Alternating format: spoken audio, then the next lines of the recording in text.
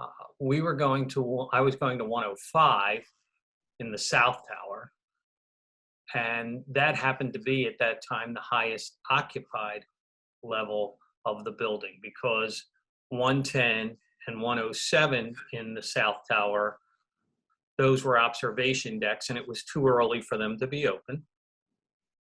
The woman that was running the meeting happened to meet us when we got to the 105th floor and the elevator doors opened, and she escorted us all to the internal conference room where we were going to have our meeting.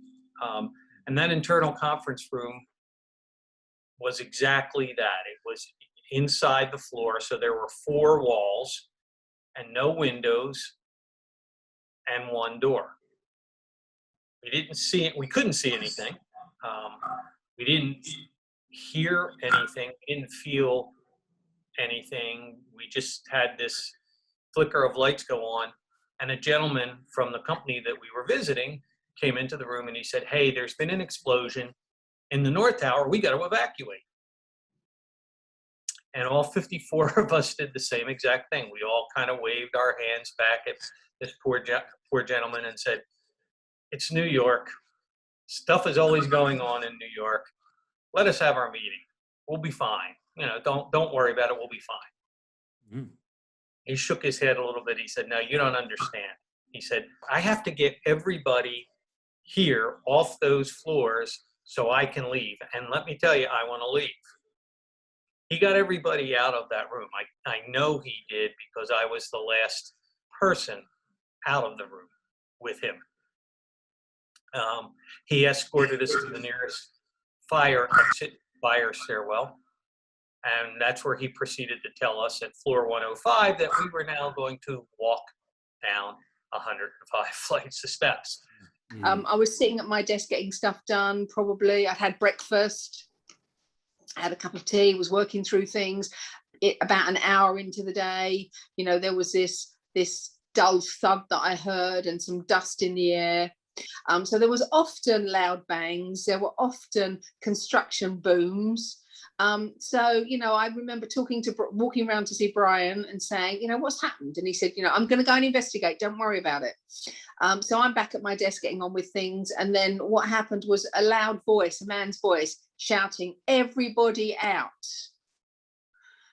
Brian wasn't in his office. I went back to my desk. I saw a couple of other people and said, "Look, you know, I'm going to go." Picked up my bag, took a couple of steps away and thought to myself, "Oh, hang on, let me ring London and tell them what's happening." So I called London looking for Gil. Couldn't find Gil, couldn't find Keith. They're in and out of meetings. So I spoke to Robin, and, you know, I spoke to him on the phone, and he tells the story better than me, but I'm very kind of casual. And, "Hey, Rob, just to let you know, something's happening next door. We're getting ready, you know, and I'm leaving." Screaming down the phone at me, "Something's going on next door. Fucking hell, Janice, a plane's gone into the building. Get the fuck out of there." Screaming at me down the phone. A voice of horror, a voice of terror, a voice of concern, a voice of worry. You know, here's a guy who's 3,500 miles away from me, and he's watching it on the television. And I have no clue. You know, I'm looking down on the Statue of Liberty, beautiful sunny day, was aware that something was happening, but was no concern really. And with him screaming at me down the telephone, I don't remember hanging up. I don't remember saying goodbye. I just remember starting to run, picked up my bag and started to run. I ran round the dealing floor. As I was running, 3 guys were walking towards me, Brian Clark, who we've talked about, and Dominic and Dan. And they were walking to me, chatting away like normal. As I'm running, I'm saying, "Robin said there's a plane gone into the building. We have to leave." And Brian and they all said the same thing. "You know, it's next door. We're all okay. We're going to stay. What do you want to do? If you want to stay, just stay away from the windows. What do you want to do?" I didn't know. I just kept, in my mind, it's in slow motion. As they're walking towards me, Dan was smiling at me, just like a normal, you know, just like nothing's happening. Out of the corner of my eye, I saw Steve and Jose. They were the fire marshals. Steve caught my eye and said, "Come on, Janice, down. Come on, off you go." So my decision to stay or go was taken out of my hands. Yeah. And they herded me into the stairwell. Just in front of me was another guy who was from Eurobrokers, but I didn't know him. I'd seen him on the dealing floor, but I didn't know his name. As we walked into the stairwell, people were still coming down. After a little while, I'd lost count of floors. For each floor, remember, there's two sets of stairs. Yeah. There was an announcement. Please, we have been asked not to evacuate to World Trade. The space on the plaza is being used for those being evacuated from One World Trade. Please take note of what floor you're on, go to the nearest re-entry point and return to your office. Yeah. So we walked around into the lift lobby. There were, again, by that time, there were about a dozen people in the lift lobby, and they were all from Eurobrokers. 6 of them were from Eurobrokers at least, and I knew them. And there were 2 people that I particularly knew, but one person that I particularly knew very well was Paul, and he was with Bobby. And so we're waiting for the elevators to start. You know what men are like, pushing the button. Where's the elevator? Where's the elevator? Blah, blah, blah, blah. And in the end, someone said, come on, let's just walk back. So they took off almost running, and I turned the corner with the other people, and I shouted out to him, hang on, wait for me. And he said, come on, old woman. He was like 2 months older than me, so that was a joke between that was the joke between us. Come on, old woman. And they turned into the stairwell, and I never saw him again. They were going back up. The idea was we were returning to our office, just like the voice told us to. So they took off quite quickly, and they turned into the stairwell, and the last thing he said to me was, come on, old woman. And then they were gone. At the 90th, we're probably about 10 minutes in, I walk out of that fire stairwell just like everybody else, thinking that maybe I had to go to another fire stairwell somewhere along the line. I didn't know. It was the worst 30, 40 seconds of my life. You look out the building to the North Tower, you see these huge black holes through the sides of the building, gray and black billows of smoke pouring out of those holes, flames redder than any red I had ever seen in my life, licking up the sides of the building. And you could see through the smoke into the fire and into those huge black holes. And I could see pieces of the fuselage of a large plane lodged inside the other building. And it was a crystal clear day that day in New York City. It was a beautiful day. I remember as I'm looking at this, thinking to myself, my God, how did the pilot not see the building? How did he miss this building? Well, he didn't miss the building. He didn't miss. So now me, through either good luck or good fortune or good thought or grace of God, I decided I was not staying. I was not going to hesitate. I was going to get out, and I proceeded to make my way down the steps. When I got down to that 78th floor sky lobby level, the woman that was running the meeting was in front of me. She called out to me. She said she was going to go to the elevators, take the elevator. She wasn't going to walk down all these flights of steps in her high heel shoes. She wasn't going to do this. Come with me, come with me. I never said a word. I just kind of waved politely to her that I heard her, and I turned around and went back to the fire stairwell. Arguably the best decision I've made in what's still my life. I was somewhere between 74 and 72 when the second plane plowed through our building. We're just under the Right, 77. They went through the building between 77 and 84. 83. Never felt anything like that. Never want to feel anything like that again. That fire stairwell that we're inside just shook so violently back and forth. And it shouldn't be doing this, okay? And it's shaking back and forth, and the concrete is breaking out, and the handrails are breaking away from the wall, and the steps were like waves in the ocean. undulating underneath our feet. We smelt jet fuel. We felt this ball of heat go blowing by us. And this thing kept rocking back and forth, back and forth. It felt like forever, but maybe it was seconds, maybe a minute. And it finally stopped. You would think there would be pandemonium, craziness, okay? But there was just this stunned silence for all of us that were right there. Just the heat generated by the friction of the plane through the steel. No explosion, no fire, just frictional heat from the plane through the steel was over 2,000 degrees Fahrenheit. So everybody on that 78th floor, that sky lobby level, waiting for an elevator, they were killed instantly. They literally didn't know what hit them. Actually, for them, it was a blessing because there was no pain. Yeah.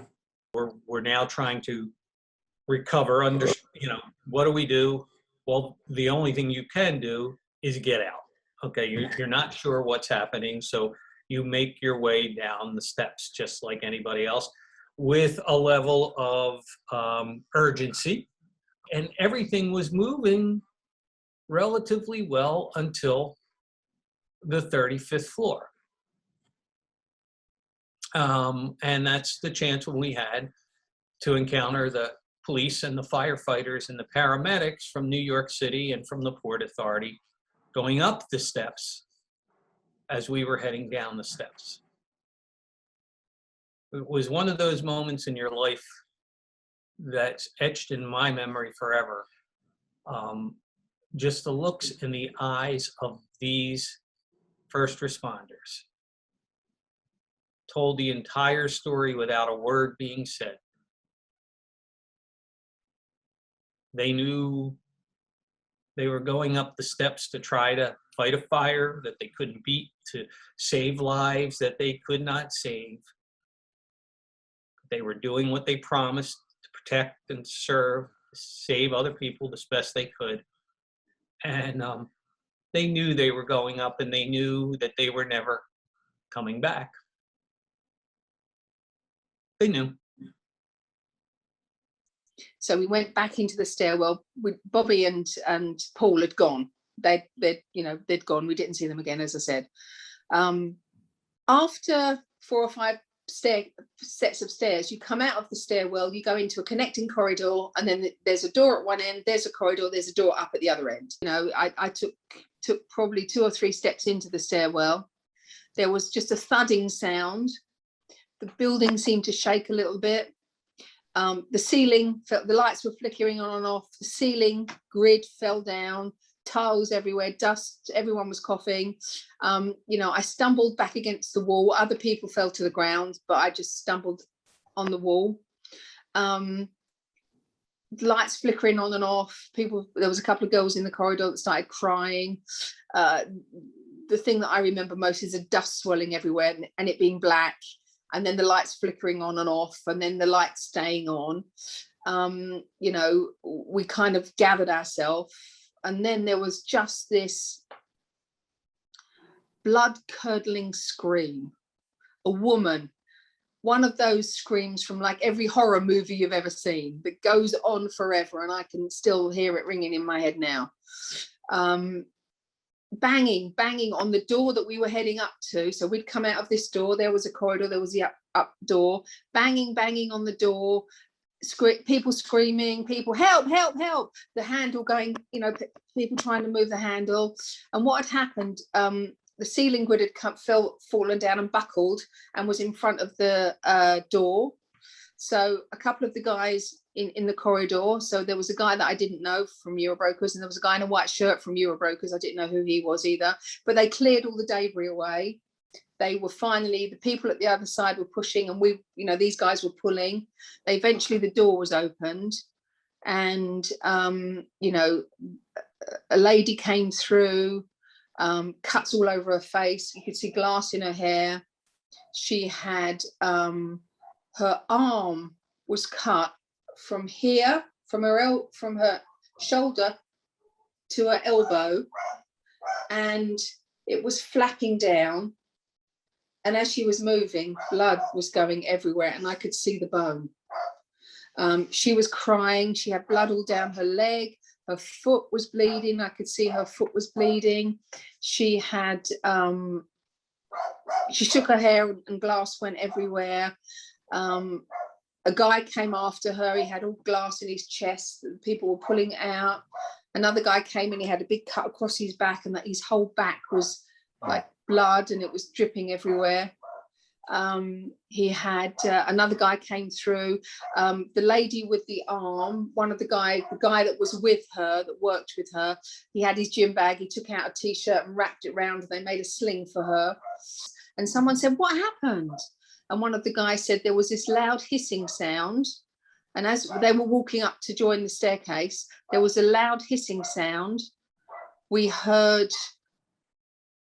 looked up, the glass, there was a fireball coming towards us. The glass all shattered, and we ran back here. And one of the guys said, "I think the other building fell on us." So they all came into the corridor with us. So they then, the guy with the white shirt and the Eurobrokers guy as well, just cleared all the debris from the other door that we'd just come through. And they opened it, and one of the guys looked down and he said the stairs had gone. It was blackness and he could see flames. You just look around, and then magically, suddenly there's another door. And it was right next to it was on the left of as you walked in, it was on the left of the corridor. It had no moldings around it, so you wouldn't know it was there. It was exact same color paint as the wall, and it didn't have a handle. But when you pressed a little button, a handle popped out. So again, the guy, I mean, how magical is that, right? And I hesitate to say a miracle, but to me it kind of was. The guys, again, hands on knees, pulling away all the debris. They tried to open the door. It was really hard. There was something blocking it from the other side, but inch by inch by inch, they opened it. The guy with the white shirt got through, and he pushed from that side, and the guys on this side pulled. And I was just standing there watching it happen, kind of thing, you know. Eventually we could all get through. We walked into a corridor that was really well lit. Lights were flickering on and off, but mainly staying on. But there was the lady with the arm was walking in front of me. We were walking down in single line. Then it was me. Then there was a lady behind, the screaming lady. She had asthma. She had to keep stopping to pump. You know, where everyone was crying, and you could hear coughing, and it was silence apart from coughing and you know, people crying. The guy from Eurobrokers kept running backwards and forwards. "Come on, guys, we have to keep going. Come on, come on, come on." We were going down in a single line. The lady in front of me with the arm, when I looked down, I could see that she'd lost a couple of, it's almost something sliced her foot. I could see that, you know, there was no shoe there, and it was very bloody. And I just stopped and watched her walk. And every single step she took, she left a bloody footprint. And when I looked down at my toes, there was blood oozing through my toes. And a big scream just was building in front of me. And I know the logic was it wasn't my blood. I know that I was okay, but it was just, I've never seen blood as red. You know, it was just oozing through my toes. It made me feel sick. It made me feel scared. It made me just want to sit and cry. And he came running up and said, "What's happening? What's happening?" I said, "Look, look." And he said, "Don't worry, it's not your blood. Don't worry, it's not your blood. We have to keep going." He was quite insistent. So I kind of calmed myself. We started down again.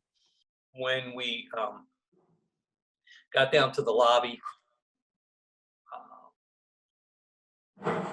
you look out the glass windows in that huge lobby, and you see what look like the signs or the vestiges of war: crumbled concrete, twisted steel, big red markings on the ground, and you knew what those red markings on the ground were.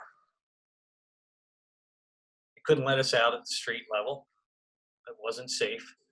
They took us down into the underground. And you get down there, first thing we noticed were people in real severe ways. missing limbs, gaping wounds, real blood and gut stuff. So we made our way back forth up to the ground level. And when we got there, just an incredible scene. They were already bulldozing whatever was there away, and it was gruesome. I mean, not just concrete and steel, but everything. And they're bulldozing it away, and every person in uniform that's there is screaming at us, run, run, run, don't stop, don't stop. When we got out, we looked back at these buildings, and it's an unbelievable sight.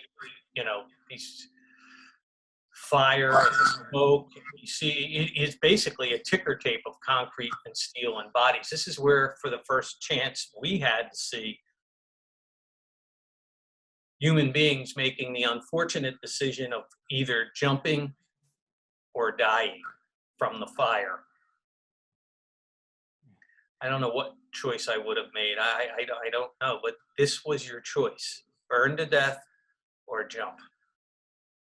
And when you see these people falling after they've jumped, you want to turn away, but yet there's this feeling of you've almost got to watch to honor the decision that they've made and to honor their last few seconds of life, because clearly they knew that they would never survive a jump. And it's a gruesome sight. And out of these 54 people that were with you attending that meeting that day, how many survived? 7. Only 7. Only 7. We finally got to the plaza entrance. Again, if you know New York, you'll know there's shops, and then you go down to the subway and things like that. We got to the plaza level, and a couple of medics come running over and took her and the guy that was with. The last I saw, they were being taken away by the medics, and then everyone just went in different directions. There were people telling you where to go. The foyer, the foyer was full of firemen and policemen still going into the building. We went over to the corner, and there was a guy there, and he said, okay, go up to there and then get out. So we went up to the top, and there was a big burly American cop there, and he said, okay, kids, he said, don't look up, don't look back, run to that guy over there. And there was a guy standing on the corner. Run to him. Bob grabbed my hand, and we took off running. We got to the other side, and the cop said, right, everyone's been evacuated. Go this way. We're sending everyone out over the Brooklyn Bridge. We're evacuating, total evacuation of Lower Manhattan. You need to go that way. We turned the corner, and for the first time, I looked up at the buildings. And where our floor should have been. I had a rough idea of where the floor should be. There was this huge gaping hole and smoke and flames coming out. So I knew then that the other building hadn't collapsed into us. I looked at Bob, and he looked at me, and he said, come on, we need to go. Again, the urgency in his voice, it was almost like he knew that we had to just get away from here. You know, when I look back at my story, Robin Clark telling me to get the fuck out of there, Bob Mahan helping me, getting me to the apartment, the guy from the dry cleaners telling me not to use the candle, you know, the fireman that sent me on the way to Canal Street, the booming voice man, the man that helped me from Grand Central, the lady that helped me get to Rego Park, all those conductors, all those people were in a line almost to help me. And I didn't help anyone. I could have said to Dan and Brian and Dominic, come on, let's go. Come on. Robin said we have to go. Come on. But I didn't. So I think, oh, this is hard. If I have a regret from the day, it was that, to my shame, I didn't help anybody. People helped me, but I did nothing for anyone else. And that's what haunts me.